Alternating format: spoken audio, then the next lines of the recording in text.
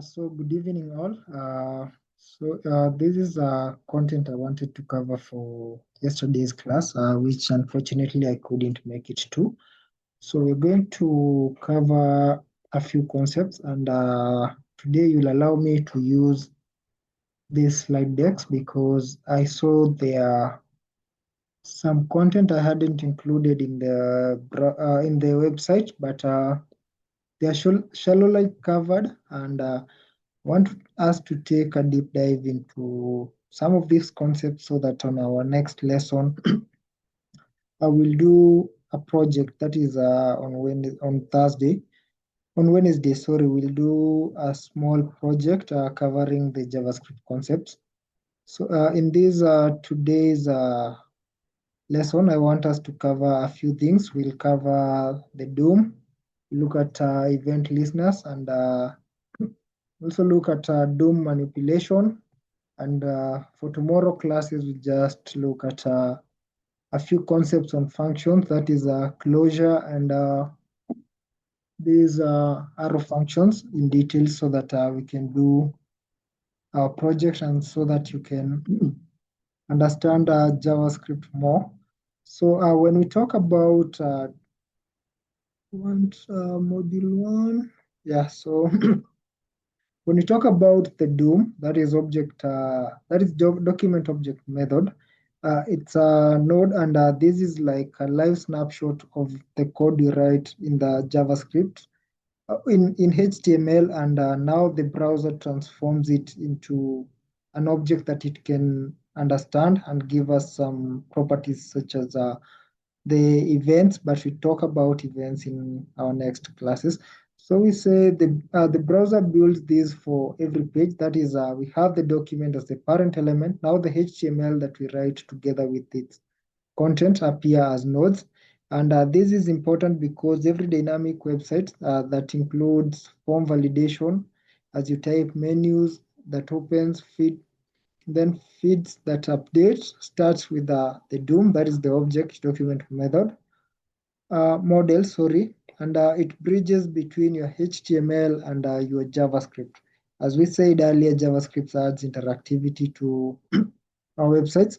So in this first slide, we're going to discuss about explaining what the DOM is and how it relates to HTML, and then understanding the DOM and the trees of the node, identifying different node types, and then using document to access the page, and then selecting element with getElementById and querySelector or querySelectorAll.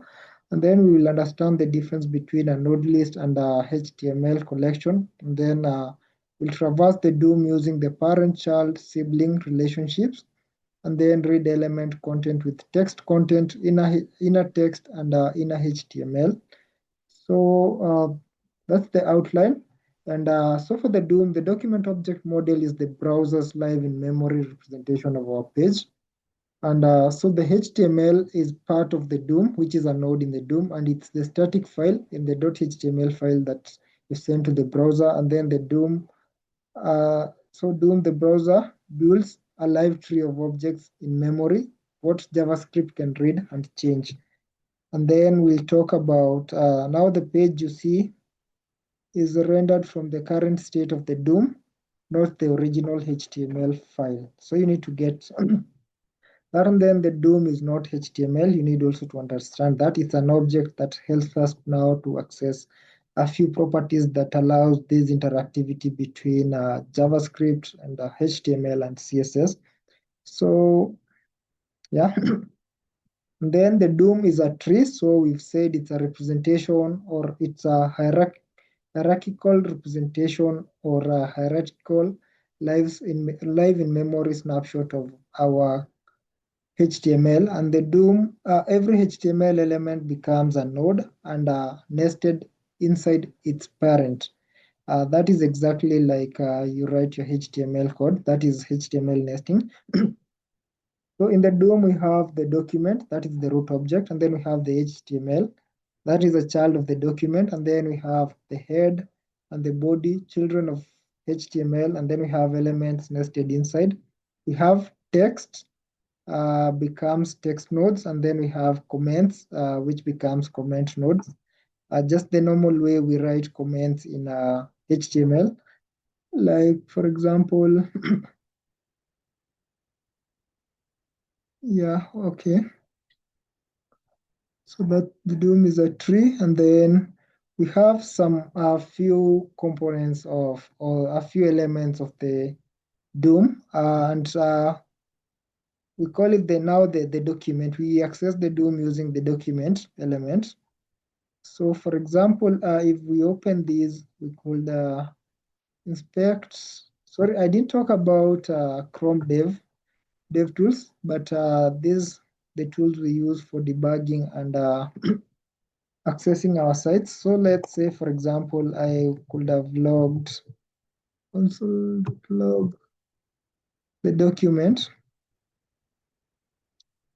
and then that's the entire HTML document compiled, returning it as an object with additions of function that the object model adds to our functions. And then we could have could log the title, document dot title, and it logs the title on the current page we are in, the title we normally write on our HTML tags. For example,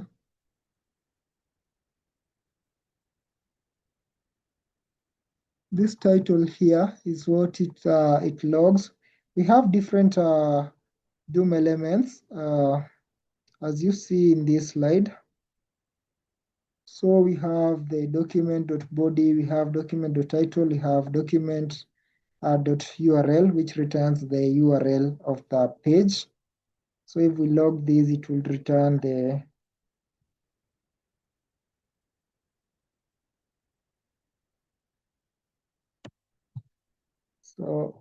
URL. It will return the URL of the page, that is www.kamande.com, like the entire page. So those are the different or example of the object that the DOM give us through the document model. And then selecting an element or selecting elements from the DOM, that we use the document.getElementById, and we pass in the name of the ID that we are passing without the hash attribute, the way we normally declare our IDs in CSS. So take note of that. And you can have the const heading is equals document.getElementById title console.log heading dot text content. This is how we access the text context or the text in a HTML tags. Right. And we have a footnote here. IDs must be unique on a page. This is always return one element or null if nothing matches. And then we have another selector for selecting an element. You have selecting the element using querySelector and querySelectorAll. So the querySelector method returns the first matching element, and querySelectorAll returns a node list of every matching element. Say, for example, here, let's say we had, okay, page. So let's say we had the H2 here. And then, yeah, okay, welcome to today's class. And we give it a name of, so class, we give it just the welcome.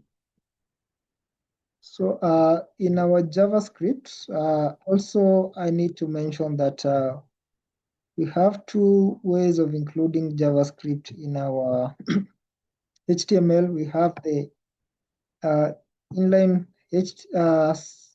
JavaScript, which we define inside our HTML file, and we have attaching it in an external file. So let's have it here, for example. So you could say const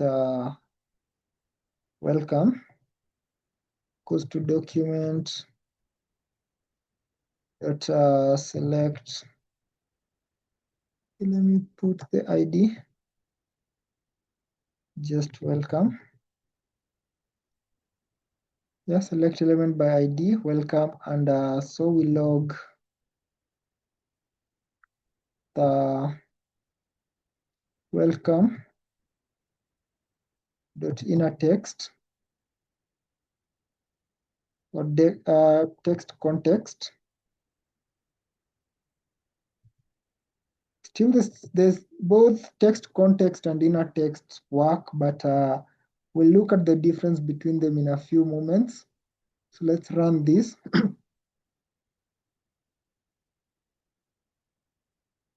So it runs, let's inspect and see what logs in our console. You can see the welcome to today's class. That is the inner text or the text of the H1 element we've written here. Ignore this because it's trying to load an external JavaScript form, so ignore the warning.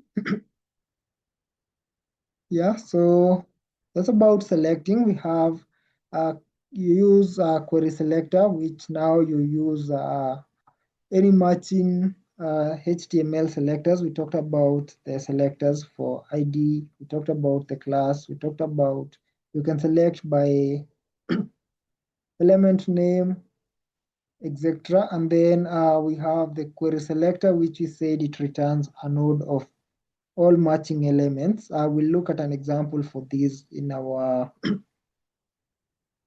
projects. So we have other older versions which are no longer in use. We have getElement by class name and we have getElement by tag name. You'll see these in older code. And then, so let's look at a node list versus a HTML collection. And this one is now brought about by these querySelectorAll. And we said that it returns a static node list. That is a snapshot and it won't update if the DOM changes later. So if you need to change content inside, you can select using either querySelector or getElementById. GetElement by class name, getElement by tag name returns a live HTML collection. It updates automatically as the DOM changes. But you said we don't normally use this. We also have node list support for each directly. HTML collection does not. So you need to convert this with an array.form. But these methods are normally not in use. That's why I'm not laying too much emphasis on this. And when we talk about or when we go into React, you'll see that we'll move now away from this direct DOM manipulation and let our project run the code by itself without accessing the DOM automatically unless it's necessary. We have now traversing the DOM. You can traverse once you have one element, you can navigate to the element without selecting again. And we use the relation between now these elements. We have the parent elements, that's the element containing this one. That's the one that you select. We have children, have the first child element, and we have last child element. These elements direct, okay, these elements direct child. We have a hierarchy just the way we have elements can be at the same level. Let's say you've defined your elements in a div, and in that div you have a H1, and then you have a list. So you'll see an ordered list, sorry, you'll see that an ordered list will have list items. So both this H1 and the unordered list are siblings because they are on the same this div. But now the list item are the children of the unordered list. We have next element sibling and previous element siblings. We have elements at that is elements at the same level as I was giving the example between now the H1 and the unordered list elements. And now reading content, there are three ways, but majorly we'll discuss two ways. We have elements, you get the element name dot text context, the one we just did, and it returns all texts. Tags are stripped, that is, it will just return normal text, and it includes hidden text, so you need to take note of that. That is text maybe that you could have toggled using display none, and maybe you toggle them based on the state of the DOM. And then we have the inner HTML, which returns the text and markup as an HTML string. So let's say, for example, in our example, here we were console logging the inner HTML. So let's see. Okay, let's hope I've saved. Yeah, so let's refresh the browser. Okay, not accessing that.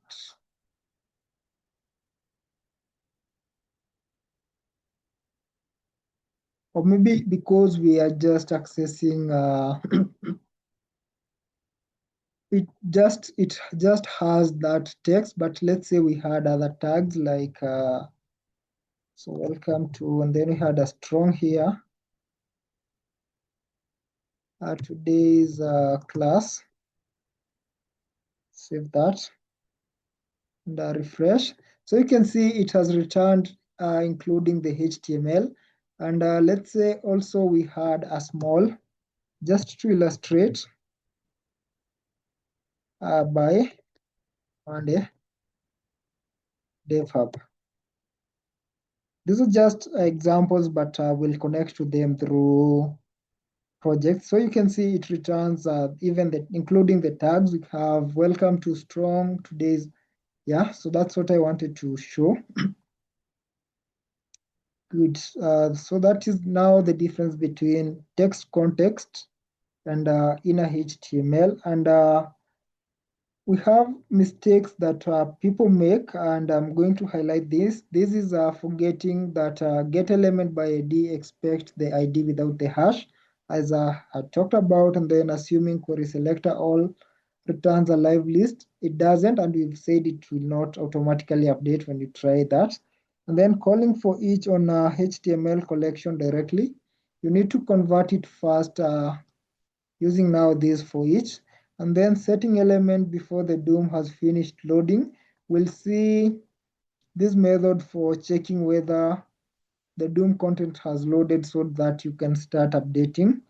And then confusing inner text, that is rendered respects CSS with the text context. We haven't talked about the inner text, but it's also a method used to access the text inside a HTML element. So there was an example here which I'll leave you to do. I'll attach these in a Google Drive and then share the link in our YouTube channel for you to download from there. So let me talk about the next thing. I had quite a few that need attention. So we talk about DOM manipulation. We've just introduced the DOM and we said it gives us the document with the different elements. And in DOM manipulation, we can create elements, create new elements. We can change elements, and we can remove elements to make pages truly dynamic, because we said data will be changing throughout our site. When, let's say, a user uploads content, fills in a form, they need to submit that. And then maybe, let's say it's a login. When you log in, you need to populate, let's say, at the top, we need to see who has logged in. We can display the name.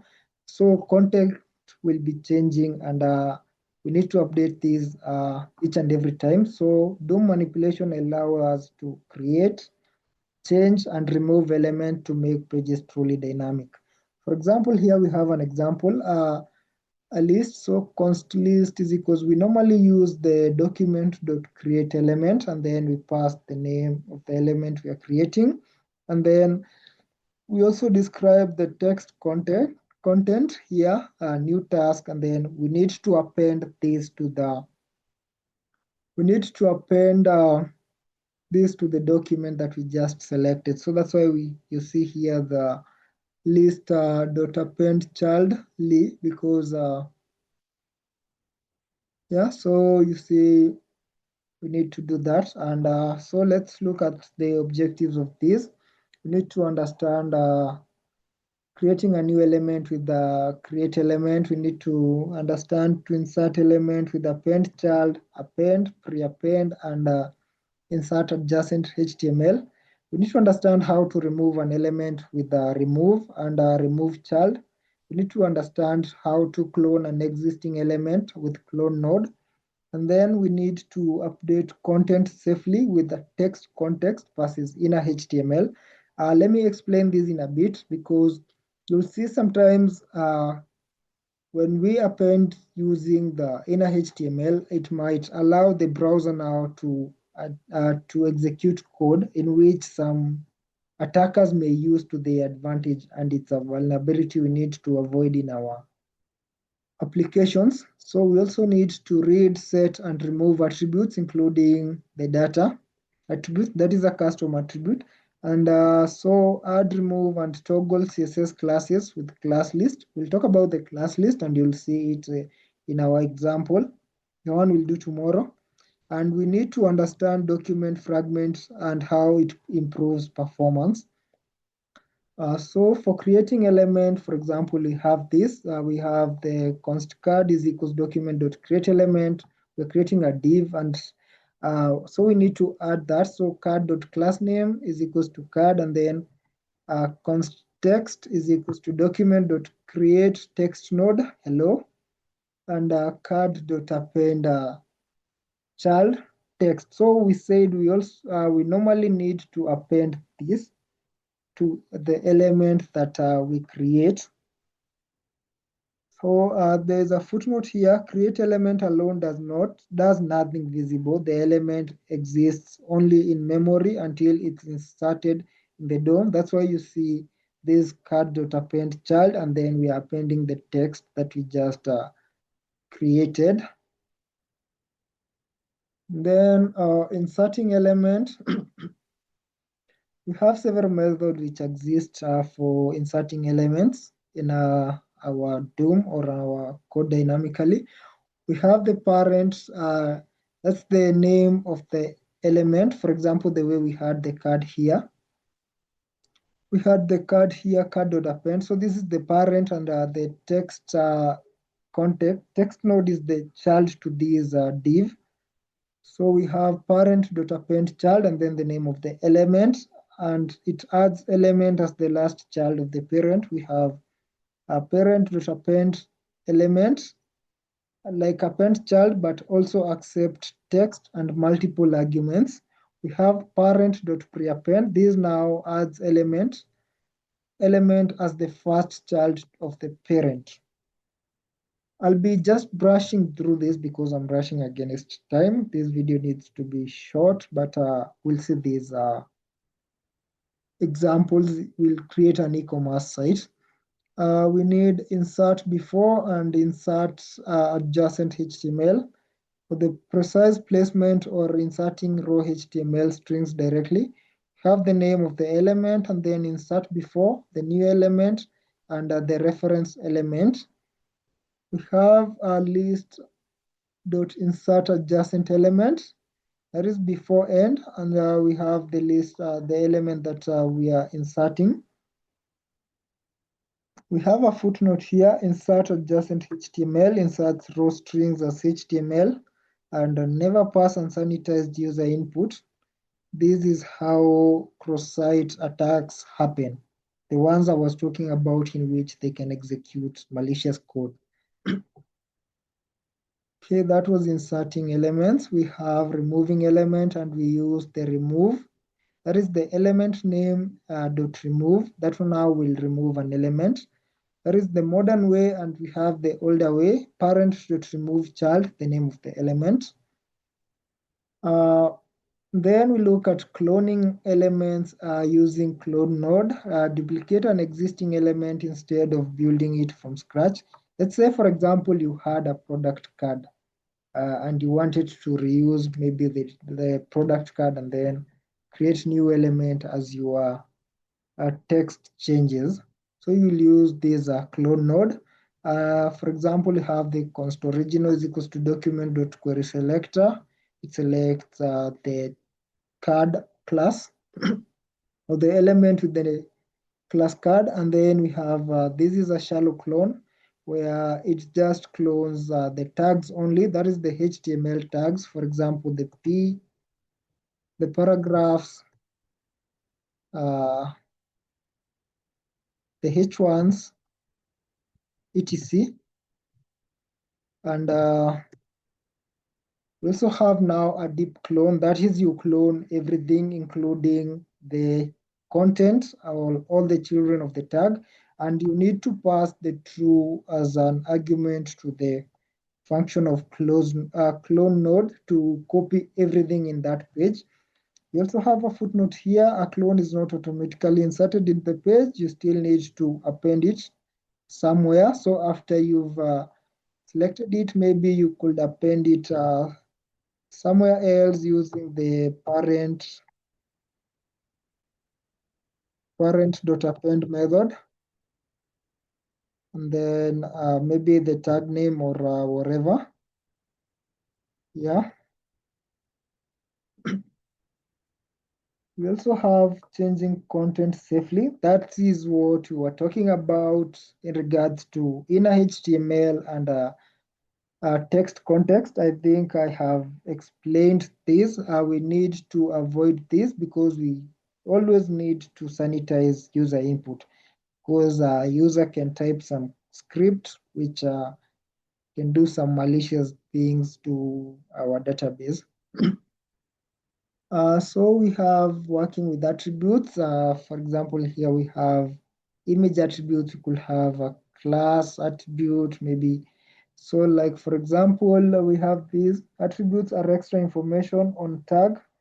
For example, src, href type, and your own data attributes. So for example, you have the image.get attribute, src, image.set attribute, src, and then the URL of the image you are appending to that. And then we also have the remove attribute function.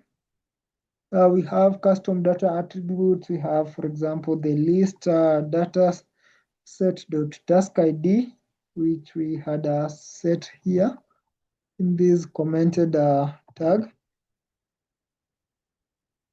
We have the list data task is equals to 42, for example. We have working with the class, that is we have the class list method. We have you select the class list you want. Let's say, for example, the name of the element dot class list dot add. This comes in handy in maybe, let's say, elements that require user interactivity. Look at a navbar, which with the breadcrumbs that opens and toggles. So this comes in handy when you need to toggle element and let's say maybe hide or change themes. For example, these we have the element.classlist.add active, element.classlist.remove hidden, element.classlist.toggle open, and element.classlist.contains. We check whether it contains a certain attribute. For example, here we are checking whether it contains the class name active. So, this is important because it allows us to write our code more presentably and separate concerns between CSS styling and JavaScript code, because you could add a class list and then include a CSS file cleanly, separately. And we need to prefer this over style property because we also have the element.style and then we include the style. So we need to prefer we add a class list and then style externally using an external CSS. And this is what has been explained. For example, we have the inline style versus CSS classes. We have an example here. Red, it works, but scatter styling logic across your JavaScript file. And let's say you had your styles scattered among different files and you need to update it. You see it could give you some troubles. So yeah, check on that and then prefer these class lists. Let's say this is an example for an error or the danger. We normally denote a danger or an error either in the browser or when content fails to load using color red to scream the error that's occurring. So we need to use that. So this is also an example here, which I don't want to go through. You'll have a look at it and we'll also take a look at this in our class tomorrow when we'll be doing an example. Just doing a highlight on this. Let me move on to event listeners. And event listeners, let's talk about forms. Remember our blogging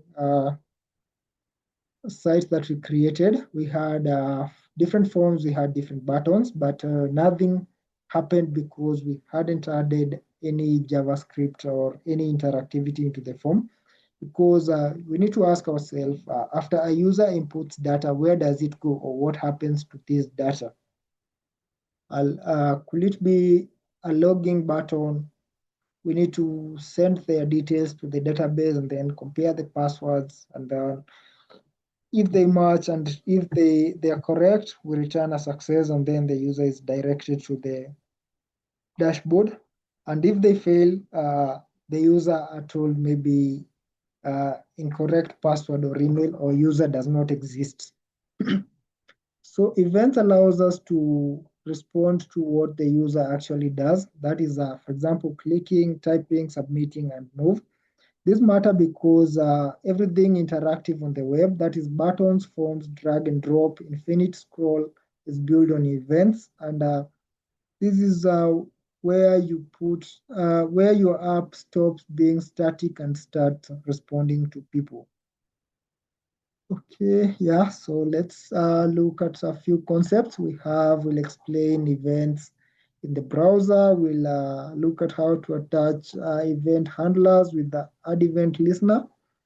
We'll read careful information, but we'll look at these in our project tomorrow, and we'll recognize the common events that exist. We have click, submit, input, key down, reload, maybe mouse enter, mouse hover, all those events. There are quite many, but I'm just mentioning the ones that are used in day-to-day websites. And then we'll look at event delegation to handle events on many elements efficiently. And we'll use the prevent default method to stop the default browser behavior. That is, for example, when a button is clicked, the page refreshes. So we can stop that behavior. So what are events? So an event is a signal that something has happened, and the browser fires thousands of these as the user interacts with the web page.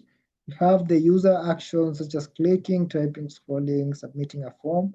Then we have browser lifecycle, that is the page finishes loading and the resource starts filling or displaying. And then we have other triggers, which are maybe timers. We'll talk about timing functions. We have the set interval and set timer, or maybe requesting a network response.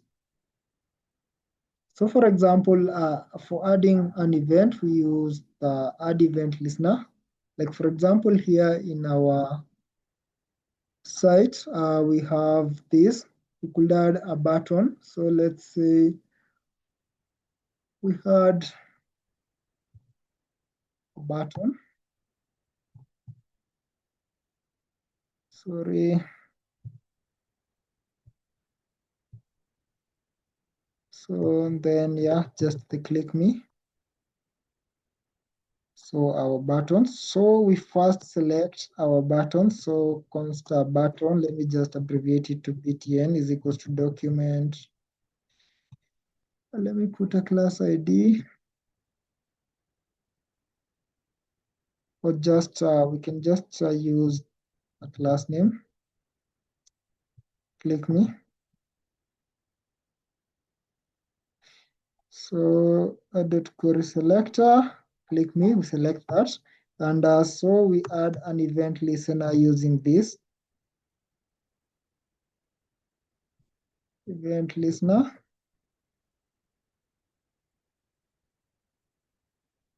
So we register the event, and we add a callback or a function that does something when it is clicked.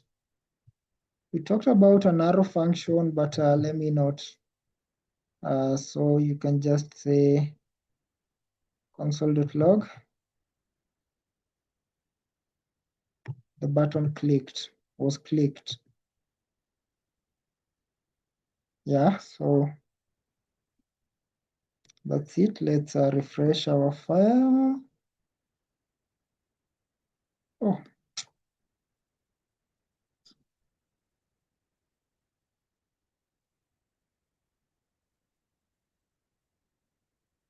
I'm adding it at the wrong place. It's in the script instead of, yeah. This happens, and it's important to learn these debuggings. That's why I like coding them. You see, it's the event now triggers, and it registers each and every time the button is clicked. So let's say this was a button for submitting information. It could be submitting information each and every time it is clicked, and the information is submitted to the database or to any other place. Yeah, so that is the importance of event listeners, and we add them using the event listener. Then we pass in the function. This is just an arrow functions. We'll elaborate on them more and then talk about this. And we have three pieces. We have the element that we are selecting, the element name as a string. We've passed it. When you use query selector, you select using the different selectors we have, like the hash we have for an ID, we have the period for a class name, and then you could select maybe by tag name, could be a paragraph, could be a div, could be a h1, regardless of just the one you want to select. And then we have the common event types. We've talked about them: the click, the input, the change, the key down or key up, the submit, and load or the DOM content load. And then, for example, this is, we said we need to manipulate our DOM when the content has now mounted, and we need to listen to this event that the DOM content has loaded, and then we pass in our event listeners to this. So not for all the pages, but it's good to always include this. But again, actually, I rarely use pure HTML and JavaScript. I'm more used to React. And that's why maybe some of the concepts are rusty, but it's good to have a look at them so that you can understand React more easily. Have removing an event listener, we just use the element name and then the dot remove event listener, the event we are removing, and the handler function. But remember that an anonymous arrow function like the one we had here, for example, here, we cannot refer to it easily if we declare it. So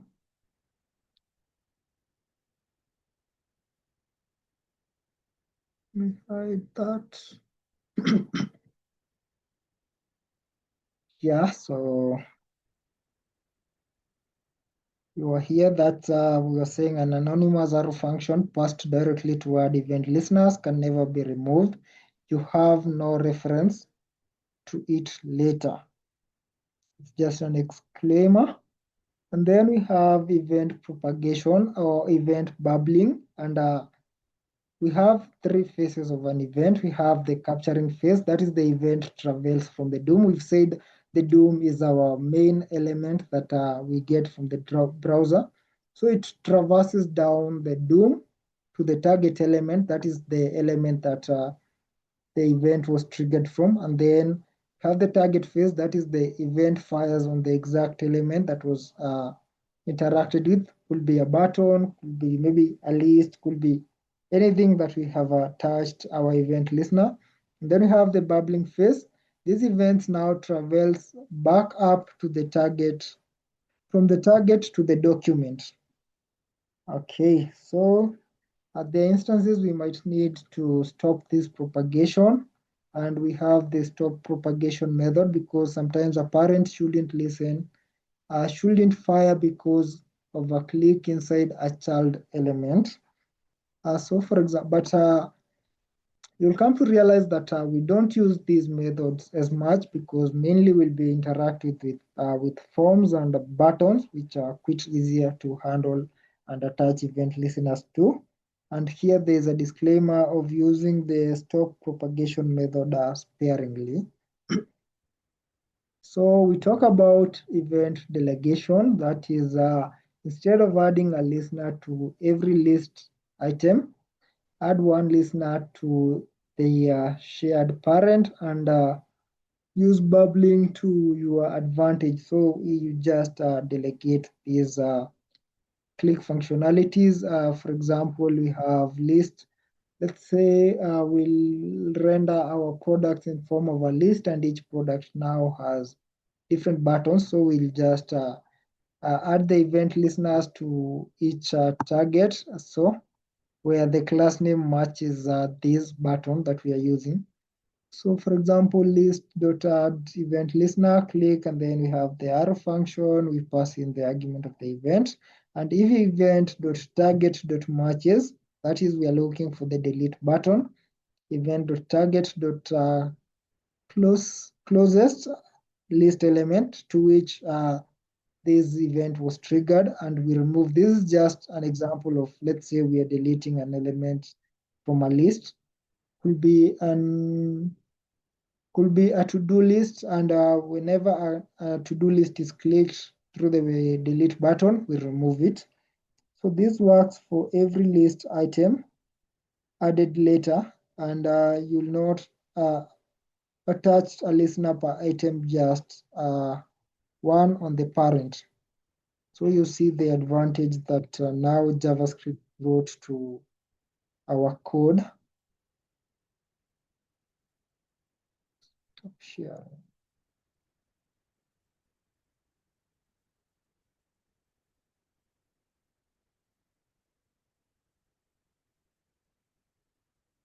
Okay, so let's continue. I don't know whether it's recording. Yeah, it's still recording. Wanted to confirm that. So that is the importance of event delegation and why it matters. It's performance because one listener instead of hundreds, especially for long lists. And it also works on feature elements, as we've said, and less cleaner because you need just to remove this event listener once, and it will be removed for all the children elements. We talked about the prevent default method, and it prevents the default behaviors. For example, some element have built-in behavior, links, navigate, forms, submit, and reload the page. So, for example, we just call the prevent default on each. We'll see these in our example, and it prevents the default behavior of this. So common use cases is stopping a forms page reload, stopping a link's navigation, and stopping a right click. Context menu. Yeah. And then okay, continue. You're almost done. Yeah, so why event listeners win? You look at that. Just trying to highlight common mistakes. That is selecting element before content loads. This is a common mistake. And passing an anonymous function when you will need it removed from the listener. We've talked about that. Also forgetting prevent default on forms, causing unwanted page reloads. We talked about adding a listener to every list item instead of using delegation, and confuse event.target. What was clicked with event.currentTarget? We'll talk about this, what the listener is on. So this was just a simple exercise, but I'll skip to that and then moving to last thing that I will just mention briefly, and for your own understanding, I want you to go through this so that we can get along together in tomorrow's class. So you'll go through this side of the boom, that is the browser object model, and you'll just talk about the window, timer, and storage. We'll look at that is session storage and local storage on the browser. But I'll want you to go through these before tomorrow's class. I'll attach these in Google Forms that you can download, and I'll also share it in our platform. So thank you so much, and that is the end of my discussion on this today. I just wanted to highlight on this. So tomorrow we'll talk briefly about we'll look at functions and arrow functions. We'll look at promises in JavaScript, and we'll talk about the fetch method, which helps us now to fetch data from external APIs, which could be from a database. And then we'll do our project, which will mark the completion of our JavaScript class. But I'll also be posting some mini projects on our YouTube channel for you to follow along. I know this has been quite a lot of theory, but we needed to cover this because I'm assuming complete beginners. So bye-bye and thank you for your time.